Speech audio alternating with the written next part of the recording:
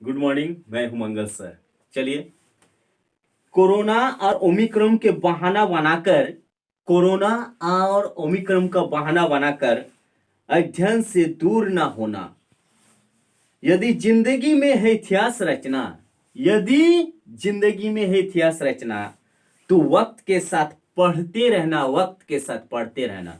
बहुत बहुत धन्यवाद। चलिए, आज का क्लास में मेन वर्ब को समझते हैं और मेन वर्ब कब एक्सिलरी वर्ब के रूप में होता है उसको भी समझते हैं।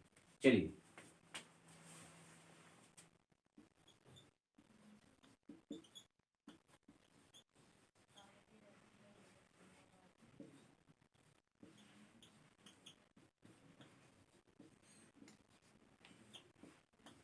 मुख्य क्रिया, ये जो डू है,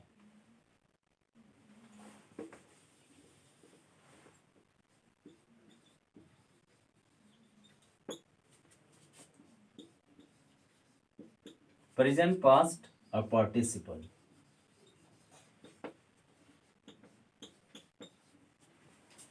ये वर्ब वन को ही प्रेजेंट, V2 को पास्ट और V3 को पार्टिसिपल के फॉर्म में माना जाता है। लेते हैं यहां पर डू का सामान्य अर्थ होता है करना। डिड,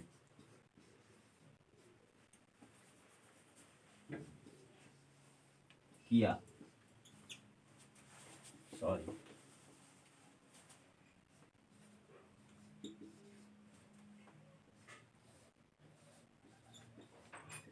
डन, किया गया।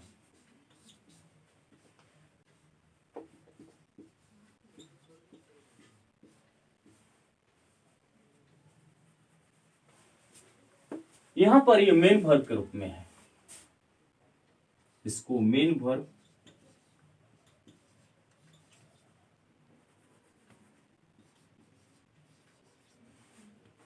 या बेस फॉर्म ऑफ वर्ब भी कहा जाता है, या इसको बेयर इन्फिनिटिव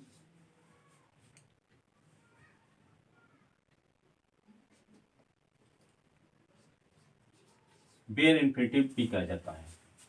अब यहां पर ये मेन वर्ब है, कैसे है वो समझना है। ये मेन वर्ब है, ये भी मेन वर्ब है, ये भी मेन वर्ब है।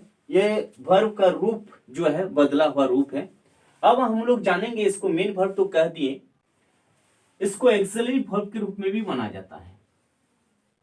ये दोनों होता है, मेन वर्ब और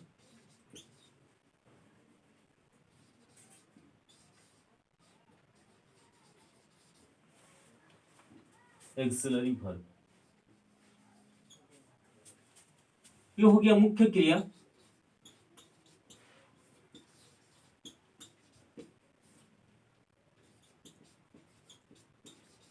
सहायक क्रिया,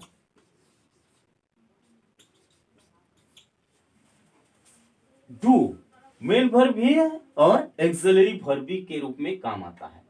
तो ये कब काम करते हैं उसको हम लोग समझेंगे। चलिए पहले देख लेते हैं डू, डिड, डन। अभी ये जो डू है, इस डू के बारे में हम लोग जानेंगे। इसका V5 होता है। अगर इसमें आप SES जोड़ते हैं तो आप लोग जानते हैं डू का V1, जैसे यहां पर डू है तो इसका V5 होता है डज होता है, DOES, डज होता है। ये दोनों जो है, दोनों मेन वर्ब है।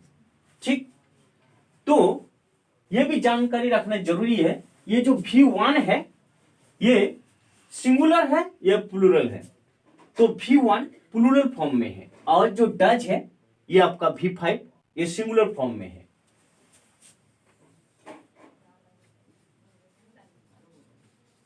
ये हो गया आपका प्लूरल वर्ब और ये हो गया सिंगुलर वर्ब। सिंगुलर वर्ब यानी बहुवचन क्रिया है और ये एक वचन क्रिया है।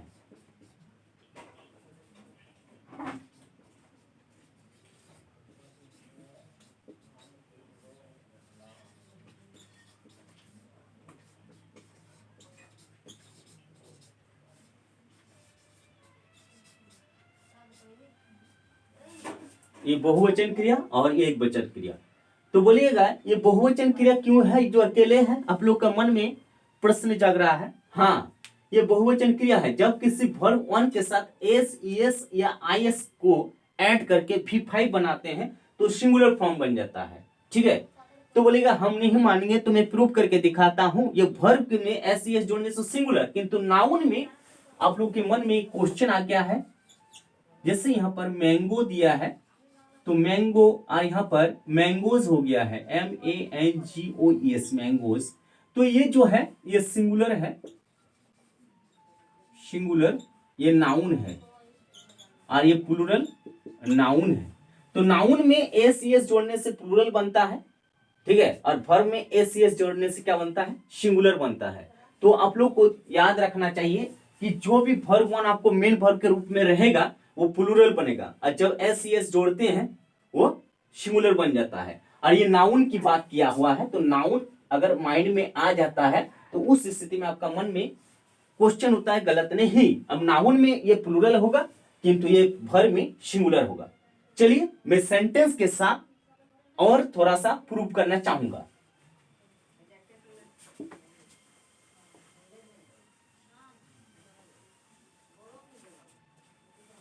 जैसे असर्टिव सेंटेंस लेते हैं, आई डू दिस। ये डू जो है मेन वर्ब है,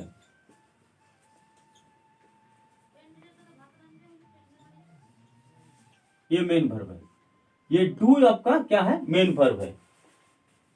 तो बोलिए कैसे? सिंपल प्रेजेंट टेंस में आप लोग जानते हैं सिंपल, इसको थोड़ा सा देख लीजिए, मैं थोड़ा सा इसको वाइप आउट करूंगा और देखिएगा कि सिंपल प्रेजेंट टेंस में इसको हम प्रूव करना चाहेंगे।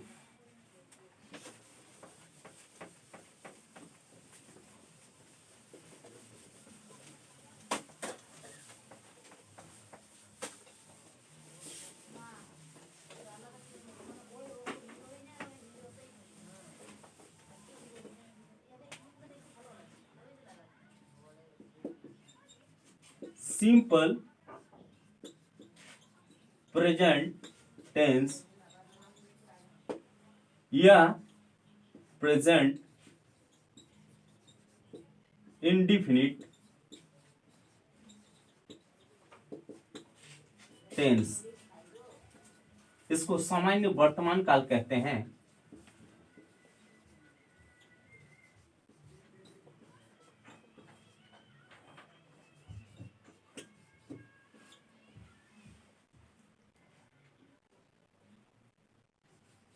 काल कहते हैं। अब इसको हम असर्टिव सेंटेंस का स्ट्रक्चर पर थोड़ा सा गौर करेंगे। स्ट्रक्चर, यहां पर सब्जेक्ट है, वर्ब वन यानी मेन वर्ब के रूप में, यहां पर V5 प्लस ऑब्जेक्ट। यहां पर कोई भी नाउन या प्रोनाउन दोनों भी हो सकता है, नाउन भी हो सकता है, प्रोनाउन भी हो सकता है सब्जेक्ट के रूप में, जिसके माध्यम से काम संपादित होता है। और जो भी एक्शन आप करेंगे वो क्रिया होगा। ऑब्जेक्ट जिसके सहारा या शोध लेकर सामान जो वस्तु होता है, कर्म होता है। यहाँ पर क्रिया है, तो यहाँ पर क्रिया मेन वर्ब के रूप में है। अब हम एक सेंटेंस को लेते हैं, आई डू दिस, मैं यह करता हूं। यहां पर सब्जेक्ट हो गया, आई डू हो गया आपका मेन वर्ब, डू हो गया मेन वर्ब, और दिस तो हो गया ऑब्जेक्ट फॉर्म में रखे हैं। फिर एक सेंटेंस लेते हैं, सी डज दिस। ये दोनों में अंतर क्या है? ये फर्स्ट पर्सन सिंगुलर नंबर में है, इसलिए यहां पर प्लूरल वर्ब का यूज हुआ है, आप लोग जानते हैं अगर वाक्य की कर्ता थर्ड पर्सन सिंगुलर नंबर में रहे तो verb 1 के ये जो सब्जेक्ट है थर्ड पर्सन सिंगुलर नंबर है, यानी verb 1 के साथ यानी V1 के साथ एस ईएस या आईएस, यानी अगर किसी verb 1 के अंत में SH CH O double S x या जेड रहे तो यहाँ पर ओ देख रहे हैं तो इसलिए ईएस लग के ये V5 बन गया, तो यानी दोनों मेन वर्ब है, ये प्लूरल फॉर्म में है और ये सिंगुलर फॉर्म में है। तो ये प्लूरल फॉर्म में है, जान रहे हैं सिंगुलर फॉर्म में है, ठीक। तो इसको अभी हम दोनों को मेन वर्ब मानेंगे, ये डू और does both are main verb.